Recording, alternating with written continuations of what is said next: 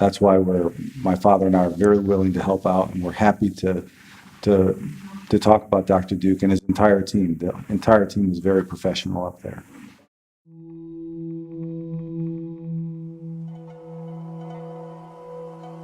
My name is Greg Spadaro. This is my father, Jack Spadaro. We are from Connecticut. We moved down here. For me, it's been about 20 years. I think my father's been down here a good 24 years now. And we've been two individuals that have kind of suffered with back pain and problems for a good portion of our lives. So it's funny, when you have a problem, you know, whatever it is. For me, it's been my back, it's been my neck for 20 years. You kind of pay attention. You see other people that have these problems. You see other people that have had treatments, gone to different doctors. You see the successes, you see the failures and all of that. And unfortunately, there's a lot of people out there getting treatments that I think are sometimes unnecessary or probably brought them in a more negative situation than what they were in originally. I've met lots and lots of people that have gone through all of that. And I've been determined over the last 20 years not to do that. So that's why, even though I've seen lots of doctors, I've never gone through lots of procedures and things like that, because I wanted to make sure it made sense. My dad said it earlier, when Dr. Deuk talks to you, he does make sense. He's compassionate, he understands what he has to do. And I don't think, with his integrity, that he would do something that was unnecessary. I saw Dr. Deuk for at least a year before my dad ran into his problem and actually had to have surgery. So in that year, while he was looking at my neck and my thoracic spine, he wasn't recommending doing surgeries or things like that until he absolutely knew what the problem was. I can tell you that in the last 20 years, there's been other doctors that have said to me, oh yeah, we should remove a disc in your neck, we should do this, we should do whatever. Looking back now, after meeting Dr. Deuk and getting a good education about it, I know that those would have been all the wrong move if I had done that in the past. So for me, to have the outcome that I have today, having a lower back surgery, having all of the pain that's in my thoracic being alleviated, I wish I could clone Dr. Deuk and put him in a bunch of different places, especially here in Vero Beach, because there's a lot of people that need the care that he can provide.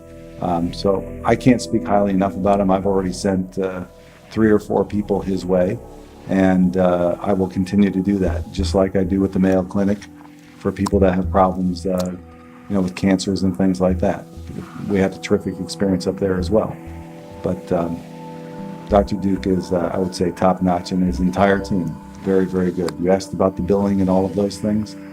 I really never had to worry about it. Even if something came in that was incorrect, one phone call to those guys, John Stewart and the rest of the folks up there, have taken care of those things very quickly for me.